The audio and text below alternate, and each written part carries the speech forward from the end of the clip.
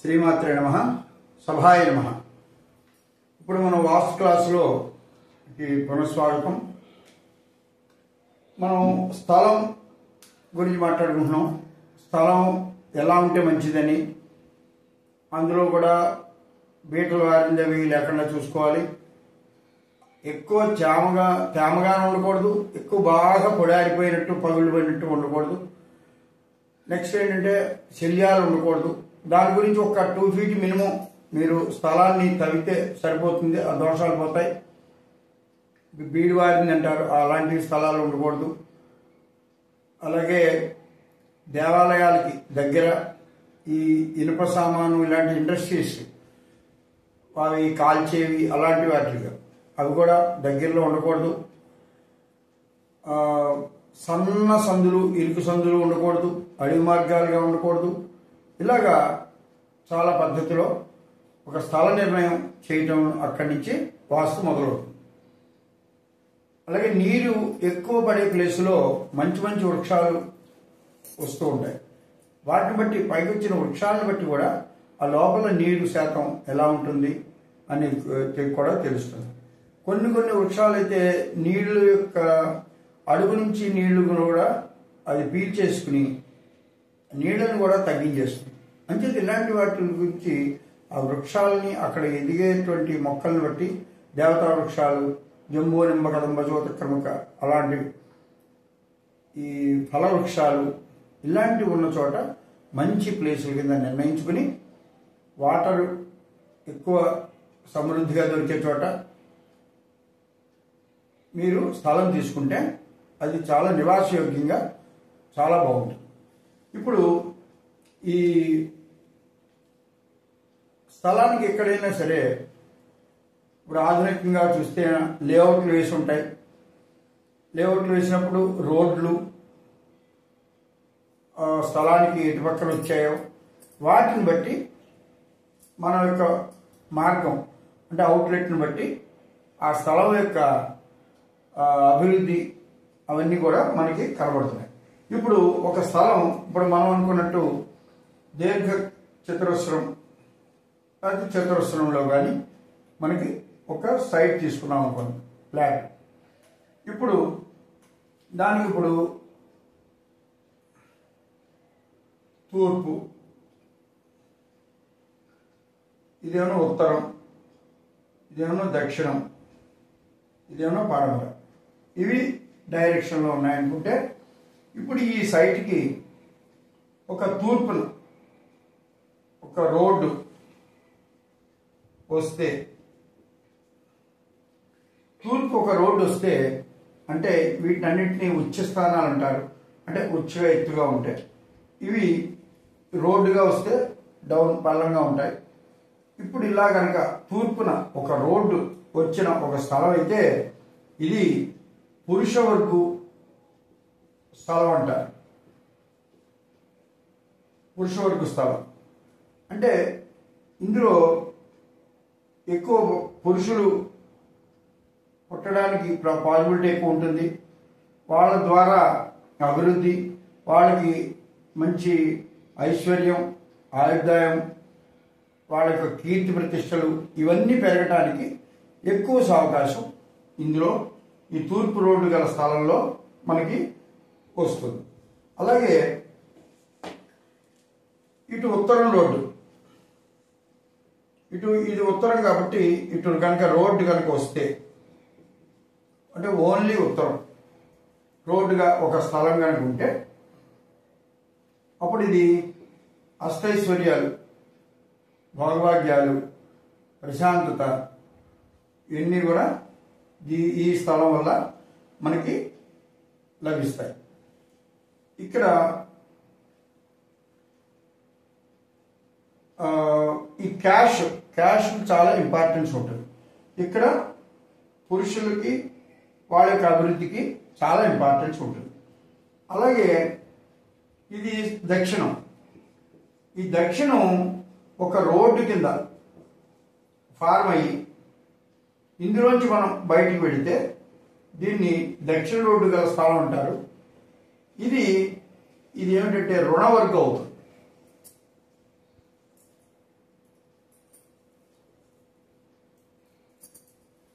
రుణ వర్గం. రుణ వర్గం అంటే క్యాష్ అవుట్ గోయింగ్, క్యాష్ ధనం ఎక్కువ ఖర్చు అవుతుంది. అది ఏ విధంగా అయినా అవ్వచ్చండి. ఒకవేళ అందులో చాలా మంచివాళ్ళు కనుకుంటే దాన ధర్మాలు ఖర్చు చేయొచ్చు. లేకపోతే ఎక్కువ బాగా డబ్బు సంపాదించినప్పుడు ఒక్కొక్కసారి ఇన్కమ్ ట్యాక్స్లో ఉంటుంది, అంటే ఎక్కువ పే చేసినట్టు అవుతుంది. లేదా కొద్దిగా అనారోగ్యాలకి ఖర్చు అవుతుంది. ఏదో విధంగా రుణ వర్గు కింద ఈ సైటు మనకి ట్రీట్ చేయబడుతుంది. అలాగే ఇంక పడమట రోడ్డుగా ఉంటే ఇది స్త్రీ వర్గు స్థలం కింద ట్రీట్ చేస్తారు. అంటే ఇందులో ఆడవాళ్ళకి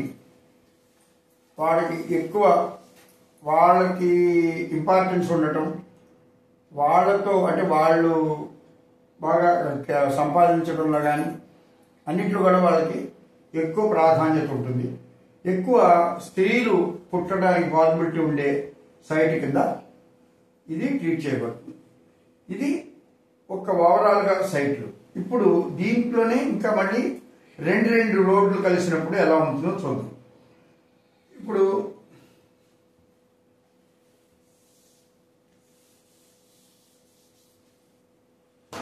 ఇప్పుడు ఇది ఈస్ట్ ఉన్నాం, ఇది నార్త్. ఈ రెండు రోడ్లు కనుక ఈ సైట్కి వస్తే, ఈ రెండు రోడ్లు ఈ సైట్కి రెండు రోడ్లు కనుక వస్తే దాన్ని తూర్పు ఉత్తరం రోడ్లు అంటారు. దీని ప్రకారం చూస్తే పురుష వర్గం చాలా అభివృద్ధిలో ఉండటం అన్నీ జరుగుతాయి. ఇది చూస్తే క్యాష్ బాగా కలిసి వస్తుంది. ఈ విధంగా చూస్తే ఈ రెండు రకాలుగాను ఇది చాలా అభివృద్ధి అయిన సైట్ అని, ఇది చాలా ఉత్తమంగా ఉన్న సైట్ అని మనకి పేరు వస్తుంది దీనివల్ల. అలాగే ఇప్పుడు ఇదే తూర్పు, ఇక్కడ దక్షిణం. ఈ దక్షిణం ఇలా కనుక రోడ్డు కనుక వస్తే ఈ రెండు కార్నర్స్లో ఈ ఒక సైట్ కనుక వస్తే ఇది తూర్పు, మగపిల్లలు అభివృద్ధి వాళ్ళకంతా బాగుంటుంది. ఇది ఎప్పుడైతే దక్షిణం ఉంటుందో ఇది కొంచెం క్యాష్ అవుట్ గోయింగ్ ఉంటుంది. కానీ ఇది ఆగ్నేయ స్థలం కింద ట్రీట్ చేస్తారు. ఈ ఆగ్నేయ స్థలం అయ్యేటప్పటికీ ఇక్కడ ఇందులో మగపిల్లలు గొప్ప ఇంజనీర్లు అవ్వటం, దేశ విదేశాలకు వెళ్ళటం, ఆ విధంగా అభివృద్ధి అన్నీ కూడా మనకి ఇందులో కనబడుతుంది. అలాగే ఇప్పుడు ఓన్లీ ఉత్తరం ఇందాక చెప్పుకున్నాం, ఓన్లీ ఐశ్వర్యం వరకు అంతవరకు. ఇది ఓన్లీ తూర్పు, ఓన్లీ పురుష వర్గానికి అభివృద్ధి అది. అలాగే ఓన్లీ దక్షిణం కూడా రుణవర్గం కింద చెప్పుకున్నాం. నెక్స్ట్ ఏంటంటే దక్షిణం పడమట అంటే నైరుతి స్థానం. ఇది నైరుతి వరకు, ఇది రెండు. అంటే ఇటు పడమట వరకు, ఇటు దక్షిణం వరకు. అంటే పడమట అంటే ఇది కన్యావర్గం అవుతుంది, ఇది దక్షిణం అయితే రుణవర్గం అవుతుంది. ఈ విధంగా చూస్తే లేడీస్కి ఎక్కువ సంతతి లేడీస్ ఉండటం జరుగుతుంది. అట్ ది సేమ్ టైం రుణవర్గం వాళ్ళ గురించిన ఇబ్బందులు, క్యాష్ అవుట్ గోయింగ్లు, కొంచెం వాళ్ళతో ఇబ్బందులు, వాళ్ళకి ఇబ్బందులు, ఇలాంటివన్నీ కూడా మనకి ఇందులో చూడటం జరుగుతుంది. అలాగే పడమట వరకు చూసాం ఓన్లీ స్త్రీది, వాళ్ళకి ఇంపార్టెన్స్ అంటే వాళ్ళు ఎక్కువ మంది ఉంటారు కాబట్టి వాళ్ళ సంపాదన వాళ్ళ మీద ఆధారపడటం, పురుషులు ఉంటే వాళ్ళు కొంచెం వీక్గా ఉండటం, ఇలాంటివి జరుగుతుంది. నెక్స్ట్ ఇక్కడ ఏమవుతుంది, పడమట ఉత్తరం అనేటప్పటికీ ఇది వాయువ్యం వర్గం అవుతుంది. వాయువ్యం వర్గం అనేటప్పటికీ లేడీస్తో వాళ్ళు ఇండస్ట్రీస్, వాళ్ళతో వ్యాపారం కానీ అవన్నీ ఉండటం, క్యాష్ బాగా కలిసి రావడం, వాళ్ళకి అంటే రాజకీయాల్లో ఉన్నా కానీ వాళ్ళు మంచి పదవులు సంపాదించుకోవడం, ఇవన్నీ కూడా మనకి ఇందులో కలిసి వస్తుంది. ఇలా ఇప్పుడు అంటే మామూలుగా యాక్చువల్గా అయితే ఇప్పుడు మనం ఒక్కసారి ఓవరాల్గా సైట్ ఇలా వేసి చూసుకున్నాం. అంటే మీకు దిక్కులో ఒకటి చెప్పాలి. ఇప్పుడు ఇక్కడ మనకి ఇలా ఒక సైట్ కనుక చూసుకుంటే ఇది తూర్పు అనుకుంటే ఇది ఉత్తరం అనుకుంటే ఇలా వస్తుంది. అంటే ఇది ఓన్లీ తూర్పు, ఇది తూర్పు ఉత్తరం అంటే ఈశాన్యం, ఇది ఆగ్నేయం అంటే ఈస్ట్ అవుతుంది, సౌత్ అవుతుంది అంటే సౌత్ ఈస్ట్. ఈ పేర్లు ఎందుకంటే మీకు ఇప్పుడు అలవాటు అవ్వాలి. అలాగే ఇది east north, north east side అంటారు. ఇది ఆగ్నేయం, ఇది ఓన్లీ సౌత్, ఇది ఓన్లీ సౌత్. ఇది ఏంటంటే సౌత్ వెస్ట్, సౌత్ వెస్ట్ దాన్ని నైరుతి అంటారు. ఇది ఓన్లీ దక్షిణం. ఇక్కడ వెస్ట్, ఓన్లీ వెస్ట్. ఇది వెస్ట్, ఇది నార్త్, నార్ వెస్ట్ అంటే వాయువ్యం. ఇది వాయువ్యం అంటే వాయువ్యం బ్లాక్. అంటే టెక్నాలజీ కూడా మీరు వస్తే బయట మీకు ఎక్కడైనా ప్రాక్టికల్గా వచ్చినప్పుడు తెలిసిపోతుంది. నార్త్ ఈస్ట్ బ్లాక్ అండి, ఓన్లీ నార్త్ బ్లాక్ అండి ఇది అని చెప్తారు. ఇలాగా మనకి 8, 3, 3, 6, 2, 8 భాగాల కింద అంటే 8 పార్ట్ల కింద మనకి ఉన్న సైట్లు డివిజన్ చేసి ఉంటాయి. ఇందులో ఒక్కొక్క దానికి ఒక్కొక్క పార్టీకి ఒక్కొక్క ఫలితాలు మీకు వరుసగా చెప్పాను. ఈ సౌత్ వెస్ట్ అని, వెస్ట్ అని, వెస్ట్ నార్త్, నార్ వెస్ట్ ఇలాగా మీకు ఫలితాలు ఇలా వస్తూ ఉంటాయి. ఇప్పుడు అంటే ఇది మీకు ముందే చెప్పాను, ఇవి నేమ్స్తో ఉంటాయి అని చెప్పాను ఫస్ట్. ఆ నేమ్స్తో ఉన్నప్పుడు అవి ఎలా జరుగుతాయి అంటే ఇప్పుడు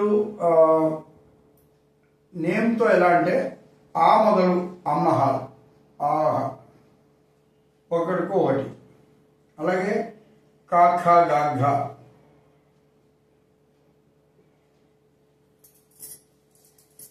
తూర్పు అనుకోండి, ఆగ్నేయం అనుకోండి, కాఖ ఘ. చ, స, ఛ, జ, ఝ, ఆ, కా, చ, ట, ట, ఠ, డా, ఢ అన. అలాగే తా, థ, దా, ధ, న. అలాగే పా, ఫ, బా, భ, మ. యా, రా, లా, వ. స, ష, స, హ. ఇవి అన్ని అష్టదిక్పాలకలాగా అష్టదిక్కుల్లోకి మనకి ఇవి పేర్లు ఇలా డివిజన్ చేశారు. ఇక్కడ అంటే ఏ మనిషికి ఏ ఫేస్ కానీ ఇల్లు ఎలా పనికొస్తుంది, అవి శత్రువర్గులు ఎలా అవుతున్నాయి, మిత్రవర్గులు ఎలా అవుతున్నాయి, ఇవన్నీ కూడా ఇన్ డీటెయిల్గా అంటే ఏ ఏ ఏ పార్ట్ కాబట్టి అంటే ఆ నుంచి అమ్మ అంటే ఆంజనేయులు, అలాగే అలివేలు, ఆ ఈ ఇందిర, ఈశ్వరుడు ఇలా ఈ పేర్లు గల వాళ్ళందరూ తూర్పు దగ్గరికి వస్తారు.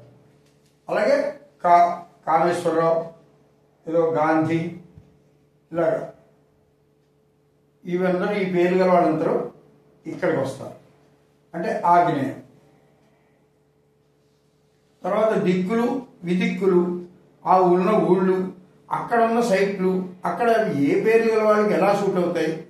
అందుకనే పేర్లు గల వాళ్ళకి అందుకనే ఆ ఊళ్ళలో ఎందుకు ప్రాస్పెరిటీ ఉంటుంది, ఎందుకు ఉండట్లేదు, మన పేర్లు బట్టి ఈ అద్దెలు, ఈ ఇళ్ళు అంటే ఒక ఊరు ట్రాన్స్ఫర్ అయినప్పుడు ఆ ఊళ్ళో ఉన్న దిక్కులు బట్టి దిక్కులు విదిక్కులు అంటే ఎలా వస్తాయి, ఇవన్నిటిని మనం స్టడీ చేసేటప్పుడు వీటి యొక్క ఇంపార్టెన్స్ చాలా బాగా తెలుస్తుంది. అలాగే చాముండి అంటే ఇలాగ జానకి, ఇలాగా చాచాధ్యానం, అలాగే టాటాధ్యానం, ఈ పేరు గల వాళ్ళు ఇక్కడికి వస్తారు. తాతాధ్యాన నాగరాజు, దామోదర్, తాతో పేర్లు ఇలాగే ప్రభాకర్, భార్గవి ఇలాంటి వాళ్ళంతా ఇక్కడికి వస్తారు. అంటే వాయువు తూర్పు, ఆగ్నేయం, దక్షిణం, నైరుతి, పడమట, వాయువ్యం, ఉత్తరం, ఈశాన్యం. యారాలవ, రామ, వివేక, లక్ష్మి వీళ్ళందరూ పేర్లు గల వాళ్ళకి ఇక్కడ ప్లేస్. శేష, సాహ, శారద, సహదేవుడు ఇలా మొత్తం ఎవరైనా సరే ఇక్కడ ఈ ప్లేస్లో ఇలా వస్తుంది. ఇప్పుడు ఈ ప్లేసులు గల వాళ్ళకి మనకి ఎలా తీసుకోవాలి సైటు అనేది అదే అసలైన టాపిక్ అది. ఎందుకంటే మనకు ఆ పేరుని బట్టే ఇక వాస్తుశాస్త్రం అంతా పేరుని బట్టే ఇండికేట్ చేయబడుతోంది. ఆ పేరు మీరు తెలిసి పెట్టినా తెలియక పెట్టుకున్నా ఆ సైట్ కానీ ఆ సింహద్వారం కానీ అది షూట్ అవుతుంది. ఇంకొకటి, మీరు కొన్ని సమస్యలు ఇక్కడే వస్తున్నాయి. మేము మా అమ్మగారు ఉన్నంతసేపు ఇల్లు బాగానే ఉందండి, మా నాన్నగారు ఉన్నంతసేపు ఇల్లు బాగానే ఉంది, మా హయాంలో వచ్చిన తర్వాత ఇంట్లో ప్రాబ్లమ్స్ వచ్చాయి అంటారు. అంటే మీరు ఏ చేంజ్ లేకుండా అలాంటి మార్పు మీకు నెగిటివ్ సైడ్ వచ్చింది అంటే ఒక్కోసారి పాజిటివ్ సైడ్ రావచ్చు. ముందు నెగిటివ్ సైడ్ వచ్చిందంటే కారణం వాళ్ళకి ఆ సింహద్వారం మీ నాన్నగారి పేరుతో ఆ సింహద్వారం నప్పింది. మీరు ఎప్పుడైతే పొజిషన్లోకి వచ్చిందో మీకు ఆ సింహద్వారం అది నప్పట్లేదు. అక్కడ అది చిన్న లాజిక్. అంటే మరి వాళ్ళు ఉన్నప్పుడు ఎలా అంటే పెద్దవాళ్ళు ఉన్నప్పుడు వాళ్ళ అకౌంట్లో అన్నీ జరిగిపోతూ ఉంటాయి. మీరు ఇప్పుడు చూడండి, ఇప్పుడు మనం ముహూర్తాలు పెట్టుకునేటప్పుడు కూడా ముందులో శాస్త్రంలో చూద్దాం. మనం యాక్చువల్గా మీరు ఒక ఇంట్లో ముహూర్తం పెట్టుకోవాలంటే యజమానికే ముహూర్తం పెడతాం, అది మీకు అలా అవుతుంది. అవన్నీ మనం డీటెయిల్స్ అన్నీ క్లియర్గా మాట్లాడుకుందాం. అన్నీ కూడా మీకు వరుసగా 1 by 1 వెళ్దాం. సభాయ నమః.